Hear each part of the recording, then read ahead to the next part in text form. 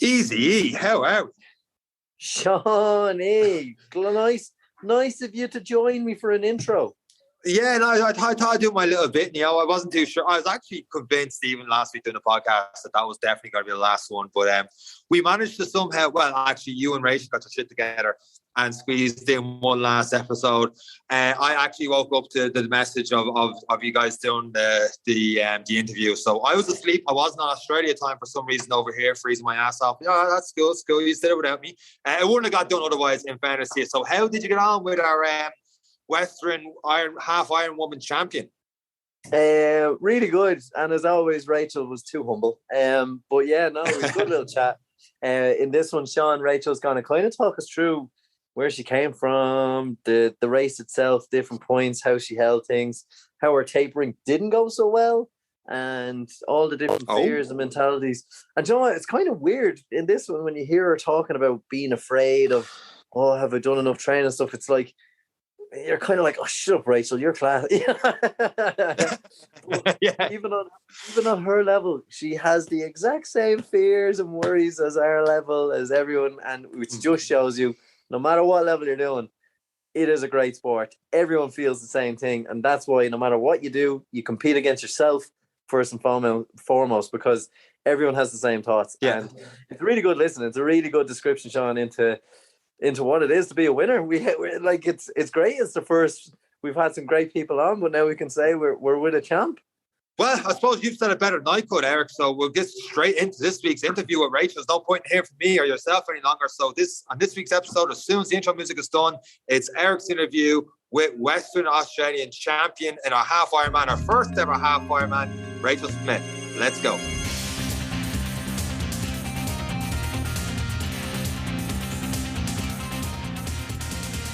I'm back. No, Rachel, it has been so long.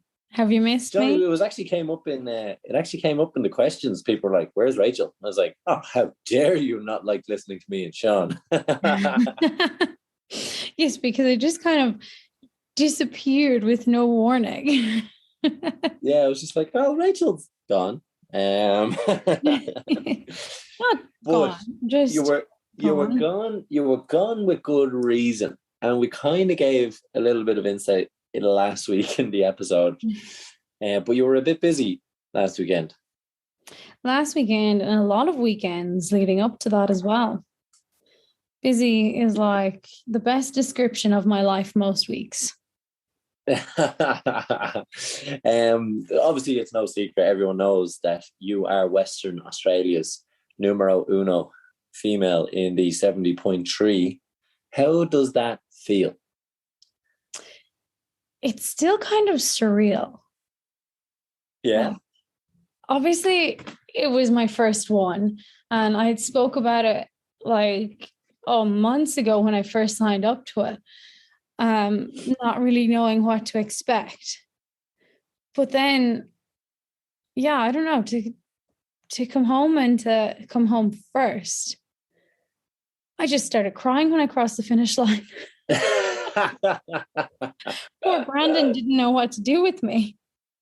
Well, yeah. Actually, funny story, I crossed the finish line and I'll go into more detail later, but I was very lucky that I did not get sore until 4 or 5K to go. And then my quads started cramping.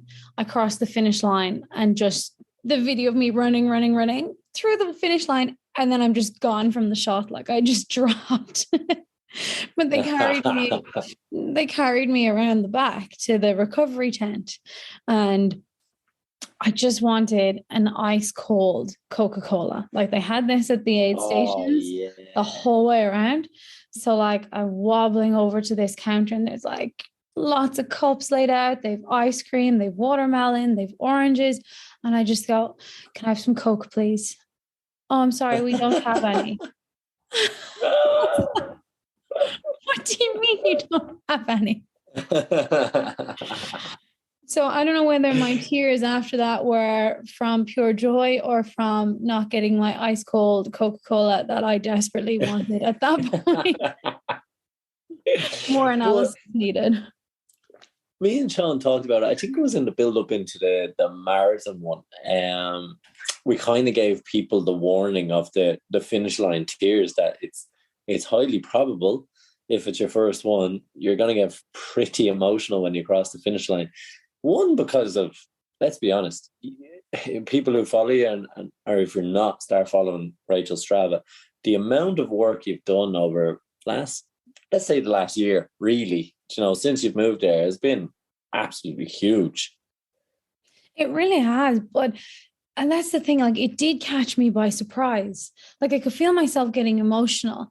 And then once I walked around the corner out of recovery and saw Brandon, that's when I just broke down, because I suppose what a lot of people wouldn't realize either is that Brandon, who I do majority of my training with, tore his Achilles 5 weeks ago. So he's been in a boot. I lost my training partner. We've had like setbacks with his operations, things like that. I've had a lot going on. And then it's our busiest time of year in work. Then trying to train, all of that emotion, and then realizing that I hadn't just won my age group, which was the goal, but I had won overall. And it just hit me. And they'd put a towel, I got a finisher towel, and I just put my face into it and just cried. He's been teasing me so much because I just was sitting there shaking. And I just picked up the phone to call my parents, but it was like 2 a.m. in the morning. And I was like, damn it, time zones. You should have just rang them. To be honest, if there's ever a reason to wake them up in the middle of the night, it's probably one of them. Maybe. Although that way. I had a missed call. Yeah, called you and Katie. Very glad. Very glad I didn't answer. Very glad. Yes, you guys were the backup. And again, nothing. You're out enjoying yourselves. Yeah, we were. I did mention last week. And although we knew the race was on, I was quite conscious. Kate was like, oh, will we text her? I was like, don't you mention anything to her. Just let her do her thing. It's not that we're not supporting her. It's just she doesn't care. I was like, because I know myself, the night before a race, it's actually more of an inconvenience to be texting back everyone wishing you well. It's just more of I'm just going to do this and see what happens, and then I'll talk to you after. That's exactly what I said to Brandon Saturday night.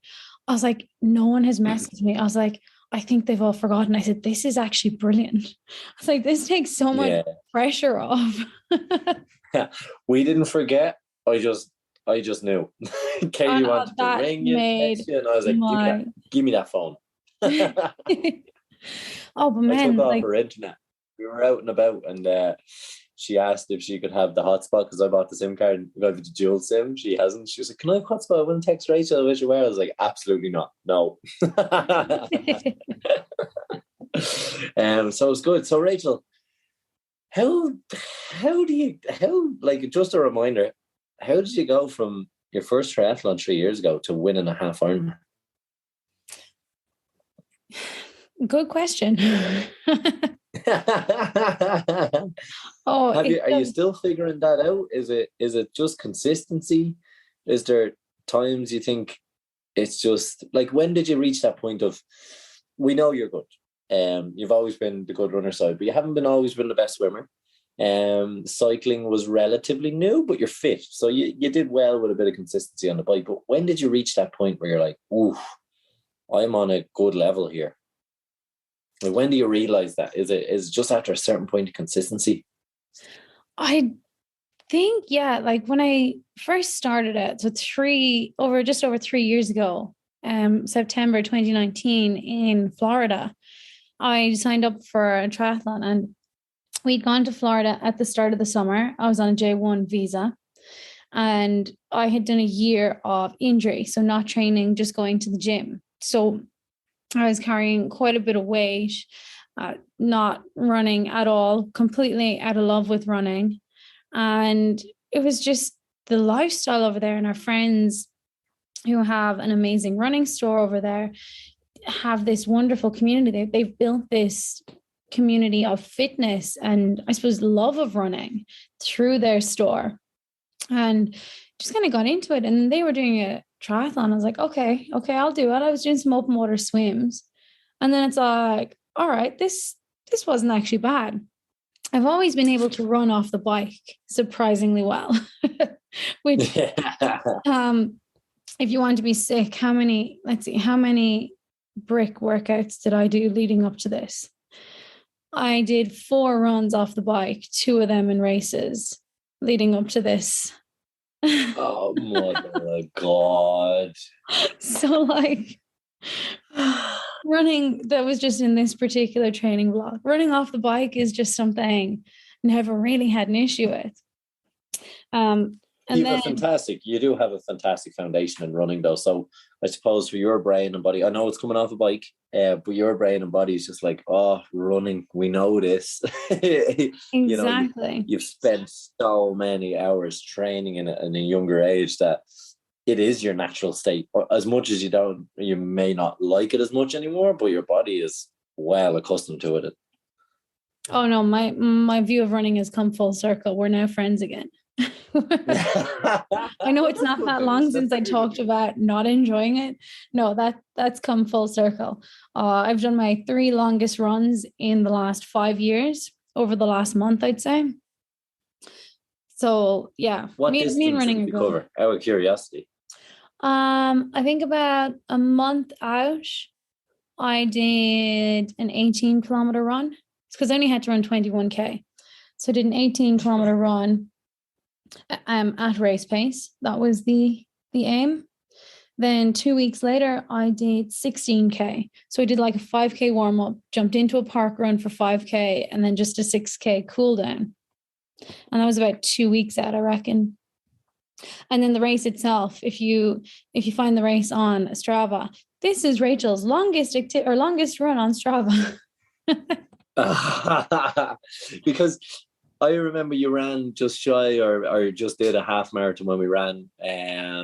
What was that? We did the barrel run 2 years ago.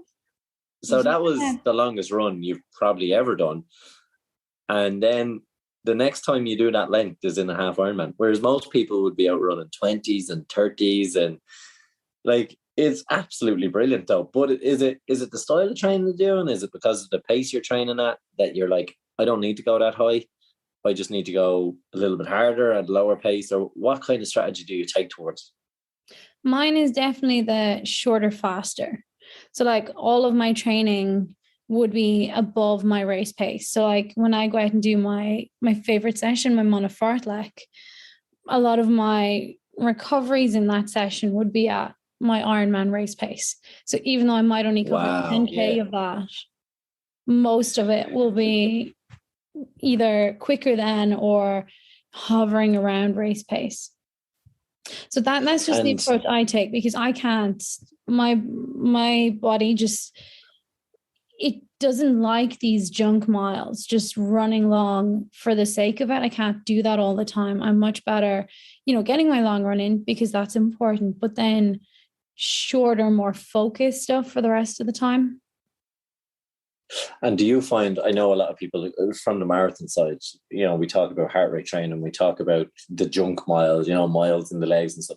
Do you think that because you have the bike and the swim, that overall fitness and endurance is up? So therefore, do you really need the junk miles? Is it better to get on the bike for 2 hours, put in a good spin rather than go for the junk miles? Or what do you think on that?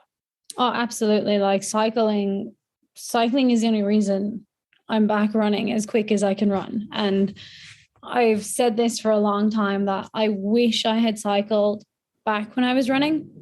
And like you said, cycling is something that's new to me, but I just picked it up so quickly. I absolutely loved it. It's probably 5 years this month since I was first on a road bike. And it was actually in Perth that I first jumped on a road bike and was taking this thing down around the river. So, like you said, it is very new, but then we don't need to go into how much I've talked about Zwift either. That has been a game changer. And the structured workouts on Zwift, because you're training to power. So like I knew very accurately what my FTP was. Like my bike was not the chance. My bike was the one part of that race that was planned out to a T. And so I knew what my FTP was. I had done a lot of a lot of cycling and a lot of really intense stuff to try and improve my FTP or keep it at a really high level, so that I knew exactly what percentage of my FTP to hold in the race. And then I actually invested in some power pedals. So the ones that when I go out on the road, I have my power in front of me. Did you find that most helpful? Because it's one element I have now, and it's kind of like they suck you into the Zwift world, and then your FTP, your power. Then you get on the road, and then they're not there. You're just cycling. I know you've done that for a long time. What do you think? Would you never go back from the pedals now? Is it just that this is brilliant? Oh yeah, never going back, because like I said, it's all built into Zwift, like your cadence, your power, everything. And like Zwift is still amazing, because if you do a session to hold a certain power, Zwift holds you at that power. Whereas on the road, you have to think about it a bit more. But for the bike, that was, I suppose, when I was doing my race plan, like swimming's always been my weakest. So swimming was just kind of let's go for 6 out of 10 effort. Like that's how I kind of planned the race in my head. We weren't going to go get that time. We were just going to focus on effort. Then for the bike, I think it was 84% of FTP is what they recommend, or somewhere in the 80s, that because your FTP, your functional threshold power, is the maximum watts you can hold for an hour. So obviously for 90 kilometers, you're going to be out there longer than an hour. And so I just did a bit of research online, spoke to a few friends who had done, the 70.3 before. I think it was around somewhere between 84 and 88%, which for me was 190 watts. So that is about a month out. I started kind of doing most of my efforts and my intervals at 190, making sure that I could hold that consistently. So then on race day, I had my computer in front of me and I set it so that I could see my average power for each lap. So not my instant power, because your instant power fluctuates a lot, but my average power. Have you seen my power on Strava? Have you seen what I average? No, I haven't looked. I'm going to be honest. I haven't looked just yet. It was 190 watts on the button. So what I did, I kind of... So the computer is working. Yes. So I knew kind of that was probably the maximum I could hold and still have a strong run. Like I knew I could hold higher, but then I wouldn't be able to run off it. So I pressed lap on my watch every 9 kilometers, because that was 10%. Yeah. So I was only focusing on 1/10 of the race at any given time, and I'd see my average power. So I just broke it into small sections, because, it is a long way and you're out on your own for, 2.5 plus hours. So that was just how I kind of coped with it, but it was all like power meter. It was just watching that average power for the lap. And I couldn't believe it. Like it wasn't 189. It wasn't 191. It was 190. But the confidence, I suppose, that gives you, because imagine you were 187. You're like, I'm behind on the power. I'm getting off. I have to run now. Or if you were 195, you're like, am I going to have the power in the legs? I suppose mentally, when you come up with a plan and you get off the bike and you see that the power is there, you're like, this is great. We're on. I feel good. There's the extra motivation. Yeah. So I didn't actually know the overall until afterwards. Did you not? But no, because I lapped it. So I just knew every lap that I was roughly around that. And it does give you good confidence that you have, like, I can't even tell you how perfectly everything went that morning, like that day. Like, if there's luck involved or whatever, everything went perfect.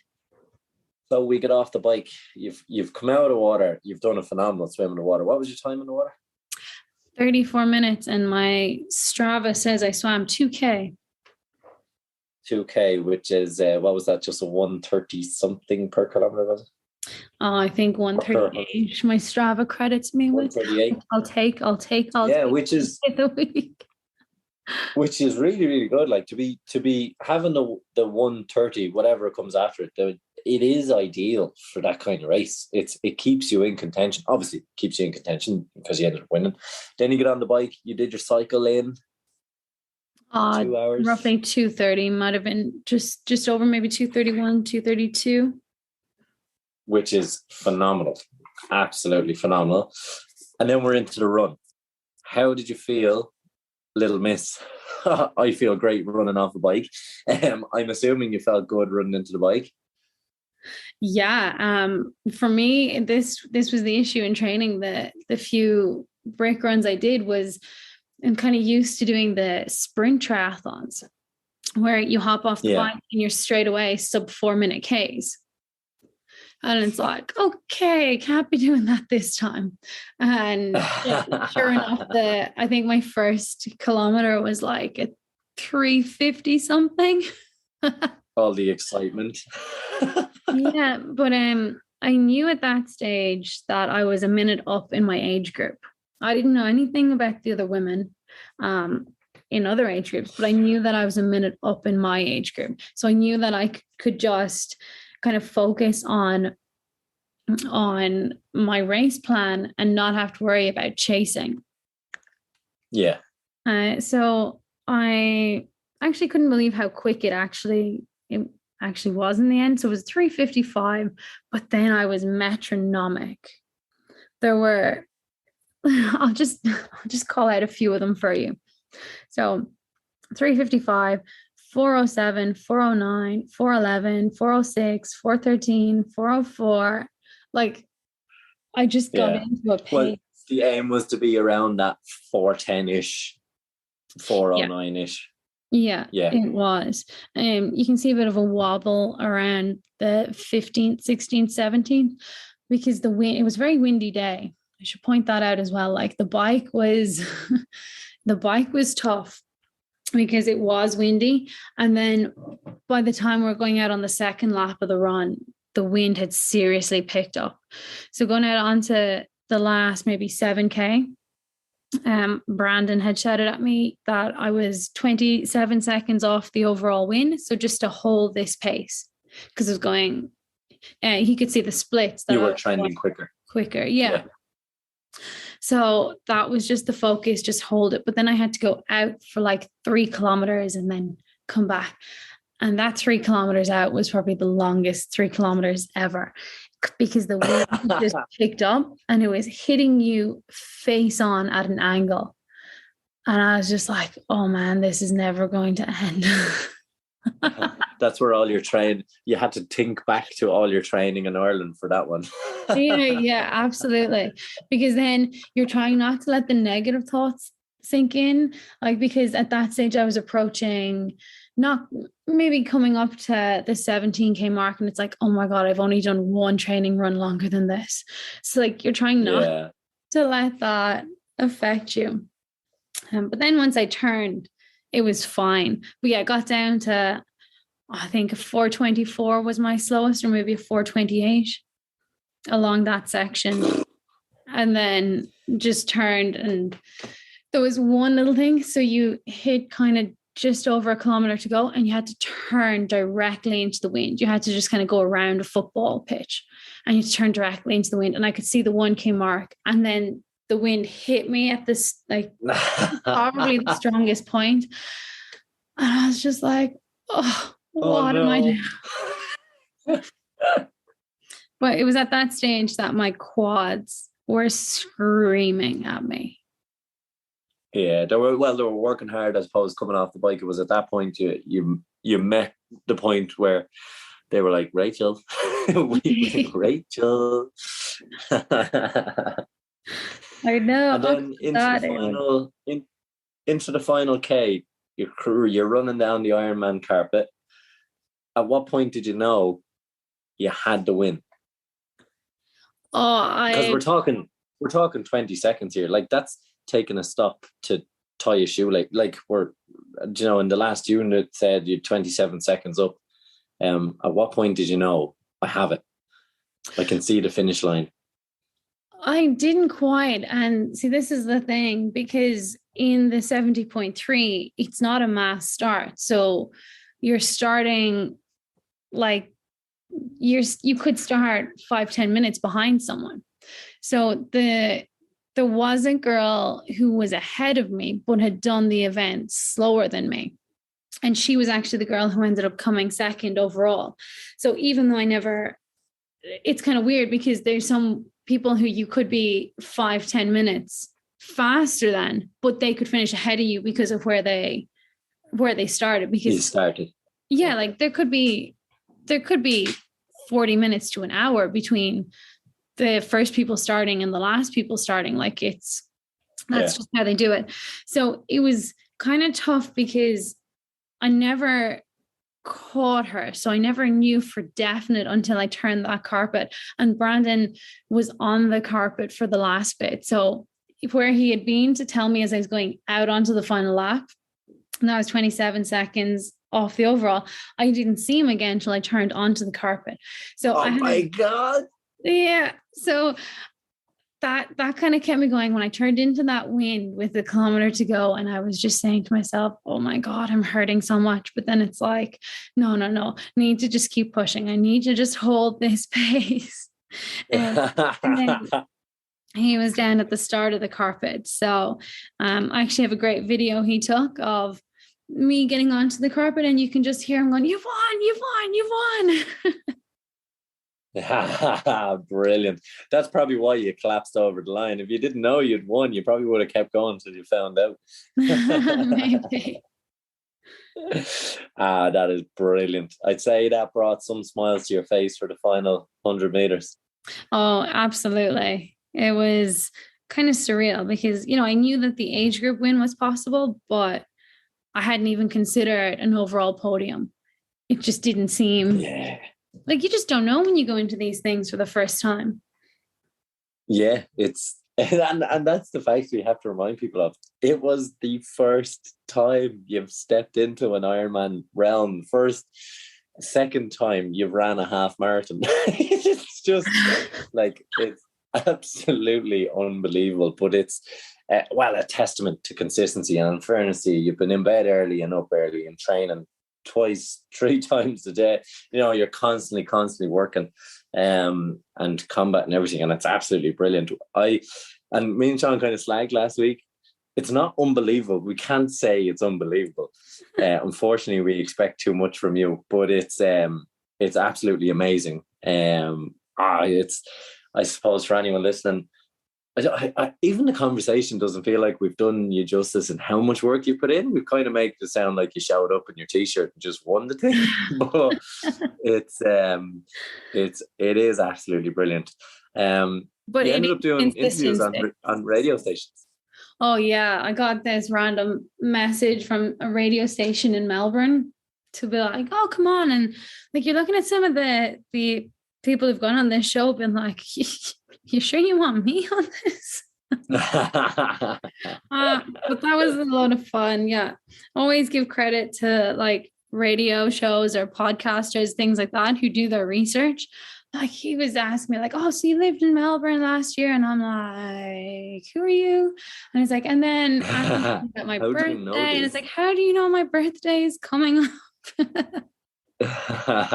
Yeah, it was very funny. Did all. Yeah, they rang us. We gave them the heads up. No, all nice things. I hope.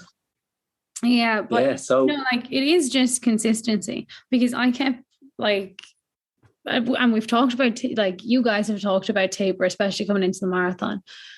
I had the worst taper you could imagine. Like, I'm not even messing. In the 2 weeks before this, if something went wrong, not if something went wrong, everything went wrong. It was so bad. And then that's when like you start saying, have I trained enough? Like, have I trained hard enough? Has my intensity been okay? Like, have I actually done enough runs? Have I swam enough? Like, you just, all of these doubts start creeping into your head. And like the Monday before the race, I hopped on the bike in the morning just to do my last workout, because I had a race the Sunday before. That was meant to be my taper for a week, do a hard sprint race, just to kind of go above race effort, and then another easy week before the race. I couldn't even finish the race. Like, I've never DNF'd, messed my bike up coming out of transition, thought I'd ruined the whole thing, thought I'd be looking for a brand new bike for the Ironman. So like, move on from that as quick as you can, get up the next morning, do a bike workout. I just went on the trainer because, you know, I love that. I always feel good on the trainer. I did 15 minutes. My legs were screaming at me. I got off. I just curled up into a ball and sobbed my eyes out. Because and then with Brandon, and we were waiting for an operation because his Achilles is off the bone.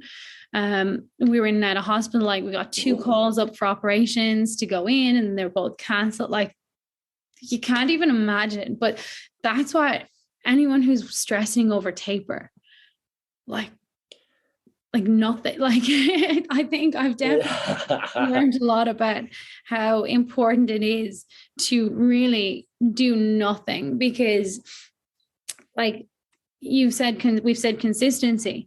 Like, I only had 2 days off where I did nothing at all in November, and that stood to me. So then when things start going wrong the week or 2 before a race, it's like, you know, you have to believe that the hard work is done. You'll have all these doubts and you'll start questioning everything you've done. But if you're just consistent and just do the hard work, like in the build up to it, like whatever your training week is, I think typical marathon training week is like 12, 16 weeks. Well, then you can enjoy the last week or 2 and don't worry about what happens. Yeah. And as you said, if anything on the race could have went better for you, hindsight 2020, the taper, because you're so competitive, you're like, have I done enough, have enough? The days where you actually couldn't do anything, that sprint race that you didn't do, arguably could be of a benefit for you. It could have given you that little bit of extra rest and recovery that you might have needed to get to that level to win. You know, you might have felt the fatigue at 10K as opposed to the 17K. We don't know. You might not have, but it's something that I would look at and say, well, maybe it was lucky. Maybe it was lucky something forced you back into the fetal position for a couple of tiers rather than running.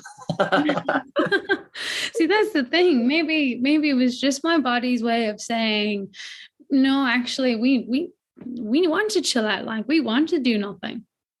And like, I made a point of like swimming 3 times a week consistently. And I made sure that one of those swims, there was always one of those swims where I just didn't want to go. And that was always the swim where I did what I wanted. There was no structure. I just would swim. I think that's important as well, that you do have those days where it's not a focused workout. You're not trying to hit this target, or you're not aiming for this distance. It's just, I do this sport because I love it. And I need to have those days where I'm doing it to love it and not to focus on anything. It's absolutely brilliant. I just don't know if we do these stories justice for the work you do, but even just saying there 3 times a week, and it does kind of show you that motivation is not always going to be there. Like Rachael, 4 days of the week really motivated Rachael. The other 3 days, I don't want to train, but I know I have to, Rachael. Would I be wrong in that? Yeah, you'd be pretty spot on. I think we have a joke here now that for the next 8 months, I'm going to have a jar, and every time I say I'm tired and I don't want to do something, I have to put $1 into it. You are going to be broke. But I know. Yeah, but like, you know, I suppose we haven't touched on that in 8 months' time. Where are you going? Yeah, I know. So great thing about winning your age group in an Ironman event is you get invited to the World Championships. So you get a qualifying position for the World Championships. So that is in August in Finland. It is going to be epic. I cannot wait. So I've already said I'm not going to do my Hardman Killarney. Oh no! Because I have to go see it. It's the same weekend. I crunched the numbers. So yeah, I've decided I'll do an Ironman in Portugal instead, just for you. Just for me, not because Portugal will be nice weather and yeah, just for you. But it's something that we can't miss. You can't miss Rachel in the World Champ, and Rachel with a chance of maybe a top 10, top 1, top 2. You know, like me and Sean were already saying, like, it wouldn't surprise us. It wouldn't surprise us. We have high expectations, which you probably hate to hear, but we're like, she will probably win that too. And now look, we're saying you've been doing this for 3 years, but let's add in COVID, swimming pools closing. Like, it's only realistically you've been flat out at this for about 18 months. Yeah. Would I be wrong? No, that's pretty fair. Even swimming, like, it's probably 18 months ago. Yeah, like when me and you went to Loughgall and Mullingar, and just to bring it back to perspective for people, you were comfortable at the 2 minute per 100 meters. You were like, oh yeah, I felt good. That was really quick for me and stuff. And now we're swimming a 1:38. We should point out that is the quickest I have ever swam. Yeah, but as you said, that was I'll go for the 6 out of 10 effort. So it is well, actually, funny story about this. So one of my friends from work, so shout out to the two of them, Natalie and Gemma, who both did it with me at the weekend. Natalie is a great swimmer.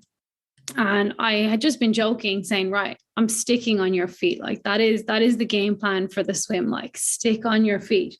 And when we started in the shoots, they were letting 4 people out at a time. So Natalie was the person directly behind me in my shoot. So I just went, got on with my swim and didn't think anything else of it. About 500 meters in, this person swam past me with no sleeves in their wetsuit. She just had the legs. And I was like, oh, I've only seen one of those on the beach this morning. I said, there's only one person I've seen in a wetsuit like that. And I didn't realize until the end, but it was Natalie. But when I saw that person go past, I hopped on their feet and I tried to track them for the rest of the race and came out of the water with her. So like, talk about things going perfect and mental boosts, like that just kicked it off. And one thing about following someone's feet, okay, yeah, you're dealing with a little bit of weight from them and stuff, but you don't have to look up. You just keep following their feet and they have to do all the scouting. So, it's, if you're following their feet, you kind of make them get their head up and keep looking around. You hope they're right and they're not leading you off. But it's, I suppose when you've got an experienced good swimmer beside you, it's a confidence boost in itself. It's like, okay, I'm going to stick on her feet and hopefully we'll get around together. And it's an amazing story. And to Brandon, I'm going to give him a shout out. Dealing with tears and training, and Brandon, I don't think would be old stuff. I don't think he would give you too many days off or an easy time. He doesn't strike me as a guy that was like, oh yeah, Rachel, take a break. No, definitely not. But it's motivating as well. Like you need to be careful with that as well, because you don't want to overtrain either. But it's nice having someone who knows me well enough to know when I'm emotionally tired, because, my job is very emotionally draining. Like it's not physically draining, my job, but it's very emotional. So it's nice having someone who recognizes when I'm just emotionally fatigued versus when I'm actually physically drained. Yeah. And who can tell me, no, it's good. No, get up, get out, you're good. And I suppose he played a vital role on the day as well, because the app must have been fairly accurate, or the internet. He was tracking it basically off the Ironman website, looking at the leaders, was it? Yeah, he just popped in. The Ironman app is actually really good. And then they've all the checkpoints throughout. So you run or cycle over these like really, really thin wires, I think they are. That connect to your timing chip and send a signal back to the app. so that they can see in real time where you are. So yeah, very, very well done for the spectators. Yeah. You can't actually spectate. He was definitely good with crunching the numbers. I say he had an abacus and everything there, but as you said, his Achilles is off, so he was on his little scooter, scooting around all these key places to give you the information you needed, and absolutely brilliant how it all worked out. And yeah, we're absolutely amazed. It's such a phenomenal achievement. We had Rachael Farrell on before, and Rachael was one who we really got behind, and another phenomenal athlete. And she's second to her age group. And now we have another Rachael who was going to the World Championships, who won her age group, won the whole race out of the females, finished in the top third out of all competitors. We read out the facts last week. You're in the 300s out of 1,000. Like it's absolutely amazing. But we're all proud of you, Rachael. I hope you are. You probably gave yourself 2 days of, oh, that was nice. And now you're just back onto what'll I do now? Yeah. Now the hard work begins. Yeah. So what is the plan now? Are you just going to enjoy your Christmas? Are you going to let yourself stop training? Are you going to let the body recover? Are you just going to kind of not taper through it, but just kind of spin out through the next couple of weeks, or what's the plan?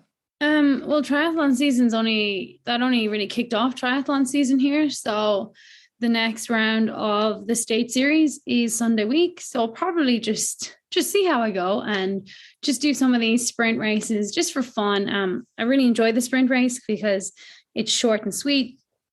And it's just enjoyable. Like there is no matter where you are in the world, the triathlon community is it's bubbling, it's vibrant, and it makes you want to be a part of it. So I'm not going to put any pressure on myself for a few weeks, definitely, but going to try and get out and actually just race for fun, just purely enjoy it. Maybe improve my transition or focus on something small like that.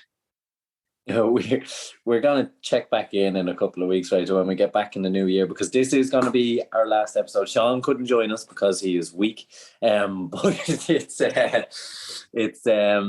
is our last kind of episode of the year. We couldn't finish the year without having you on, and also not bring you on to talk about what you just did. It's actually the perfect way to finish, but I guarantee you we're going to start the new year going, Rachael, you said you were doing triathlons for fun, and now you've won 4 of them. How much fun are you having? But yeah, no, it's absolutely brilliant. It's great for the ladies and guys out there to see what you can do when you just be consistent at something, when you just give something new a go, and when you kind of stick to a plan, you stick to a training plan, you stick to a race plan. You don't know where you're going to end up, which is absolutely phenomenal. And I've seen it with guys I've trained with and people. You're lucky to have Brandon there as well. Brandon, phenomenal athlete, phenomenal swimmer, bike, run. So to be training against him, I can only imagine has been absolutely amazing for you. It's good, and that's something we spoke about last week, is starting to train with people that are going to push you, that are going to bring you to that new level as well. So and like you just said, triathlon clubs are vibrant. The triathlon scene is good people.